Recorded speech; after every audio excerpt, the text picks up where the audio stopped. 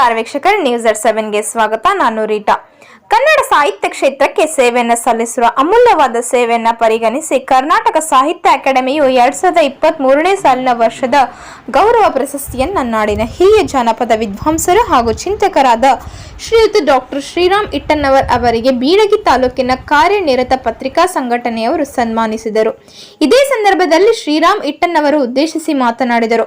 ಮೊಟ್ಟಮೊದಲು ಈ ಕರ್ನಾಟಕ ಸಾಹಿತ್ಯ ಅಕಾಡೆಮಿಯು ನನಗೆ ಗೌರವ ಪ್ರಶಸ್ತಿ ನಿಮಿತ್ತವಾಗಿ ಬೀಳಗಿ ತಾಲೂಕಿನ ಕಾರ್ಯನಿರತ ಪತ್ರಿಕಾ ಸಂಘಟನೆಯವರು ಬಂದು ಸನ್ಮಾನಿಸಿದಕ್ಕಾಗಿ ನನ್ನ ಕೃತಜ್ಞತೆಗಳನ್ನು ಸಲ್ಲಿಸುವುದರ ಜೊತೆಗೆ ನಾನು ಒಬ್ಬ ಸರಳ ಜೀವನದ ಮನುಷ್ಯ. ನಾನು ಬರೆದಿದ್ದು ಮೊದಲು ಕವಿತೆಗಳನ್ನು ವಿದ್ಯಾಭ್ಯಾಸ ಮಾಡುವ ಸಂದರ್ಭದಲ್ಲಿ ಪಾಠವನ್ನು ಮಾಡುವುದರ ಜೊತೆಗೆ ಈ ಕವನಗಳು ಹಾಗೂ ಕವಿತೆಗಳನ್ನು ಬರೆಯುತ್ತಿದ್ದೆನು. ಮೊಟ್ಟ ಮೊದಲಾಗಿ ನಾನು ರನ್ನನ ದುರ್ಯೋಧನ ಎಂಬ ಕವಿತೆಯನ್ನು ಬರೆದಿದ್ದು ನಂತರ ಹಲವಾರು ಜಾನಪದ ಲೇಖನಗಳನ್ನು ರಚಿಸಿದೆನು. ಜಾನಪದ ಲೇಖಕ ಎಂದು ಗುರುತಿಸಿದರು. ಅಲ್ಲದೆ ನಂತರ ಕರ್ನಾಟಕ ಅಕಾಡೆಮಿಯ ಪ್ರಶಸ್ತಿ ಲಭಿಸಿತು. ಕರ್ನಾಟಕ ಜಾನಪದ ಅಕಾಡೆಮಿಯಿಂದ ಜಾನಪದ ತಜ್ಞ ಎಂಬ ಪ್ರಶಸ್ತಿ ಲಭಿಸಿತು.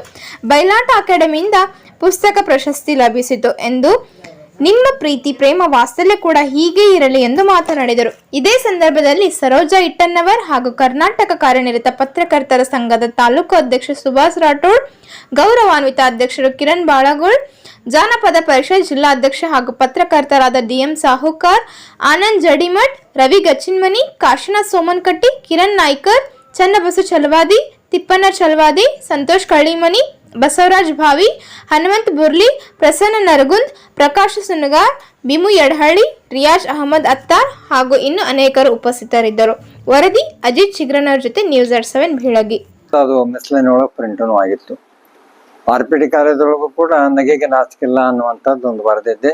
ಅದು ಕೈಬರ ಪತ್ರಿಕೆ. ಹಿಂಗಾಗಿ ನನ್ನ ಕಡೆ ಎಲ್ಲ ಅದೇ ಮಿಸ್ಲೈನ್ ಒಳಗನೆ ಕಿತ್ತೂರಿನ ಬಗ್ಗೆ ಪಿತ್ತರದಲ್ಲಿ ಬೋರೇನು ಬಸ್ಲಿಂಗಯ್ಯನವ್ರು ಹಾಡ್ತಿದ್ರಲ್ಲ, ಆ ಕವಿತಾನು ಕೂಡ ಅವಾಗನೇ ನಾನು ಬರೆದು ವಿದ್ಯಾರ್ಥಿ ಬರೆದಿತ್ತು. ಹಿಂಗೆ ನಾನು ಬಂದವ. ಆದರೆ ನನ್ನ ಕುಟುಂಬ ಪರಿಸರ, ನನ್ನ ಎಲ್ಲ ಇದು ನೋಡಿದರೆ ಕ್ರಮೇಣವಾಗಿ ನಾನು ಆಮೇಲೆ ಕಲಬುರ್ಗಿ ಸರ್ ಸಂಪರ್ಕ ಬಂತು. ಅವರು ನೀವು ಒಂದಿಷ್ಟು ಜಾನಪದ ಪ್ರವೇಶ ಮಾಡೋಣ ಅಂತ ಪ್ರೇರಣೆಯಿಂದ ನಾನು ಆ ಕಡೆ ಬಂದೆ.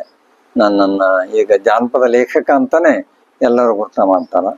ಆ ಪ್ರಶಸ್ತಿ ನನಗೆ ಮೊದಲು ಬಂದದ್ದು ಎಲ್ಲ ಜಾನಪದದ್ದುವೆ ಅಥವಾ ರಂಗಭೂಮಿನ ಕುರಿತಾಗೇನೆ. ಕರ್ನಾಟಕ ನಾಟಕ ಅಕಾಡೆಮಿಯಿಂದ ಫೆಲೋಶಿಪ್ ಪ್ರಶಸ್ತಿ ಬಂತು. ಆಮೇಲೆ ಕರ್ನಾಟಕ ಯಕ್ಷಗಾನ ಮತ್ತು ಜಾನಪದ ಅಕಾಡೆಮಿಯಿಂದ ಜಾನಪದ ತಜ್ಞ ಪ್ರಶಸ್ತಿ ಬಂತು. ಆಮೇಲೆ ಬಯಲಾಟ ಅಕಾಡೆಮಿಯಿಂದ ಪುಸ್ತಕ ಪ್ರಶಸ್ತಿ ಬಂತು.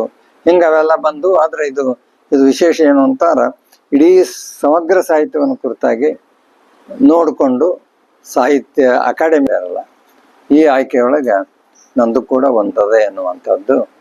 ಇಲ್ಲಿ ಅನೇಕ ಜನ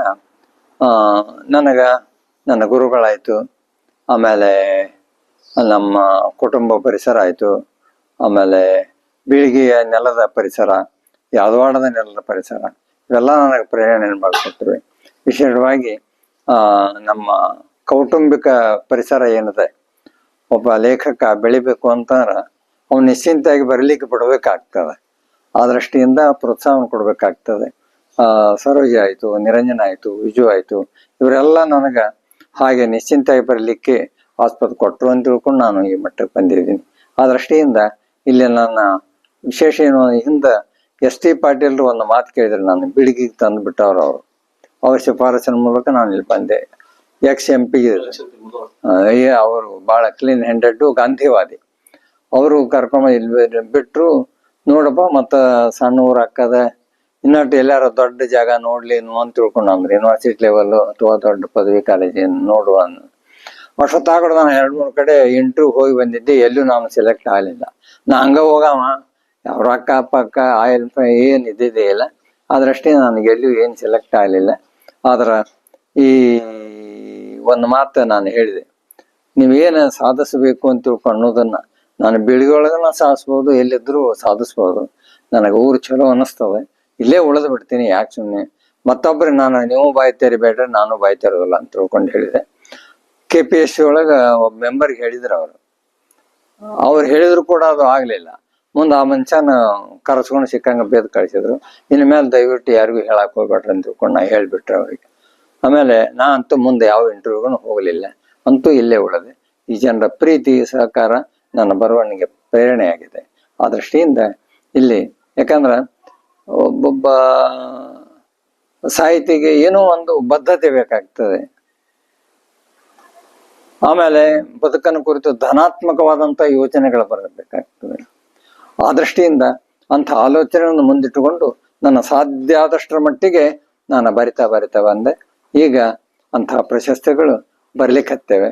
ಅಂತೂ ಇಲ್ಲಿ ಇಂಥ ಪ್ರಶಸ್ತಿ ಬಂದದ್ದಕ್ಕಾಗಿ ಎಷ್ಟೊಂದು ಜನ ಫೋನ್ ಮಾಡ್ತಾರೆ, ಬಂದು ಹಾರೈಕೆ ಮಾಡ್ತಾರೆ.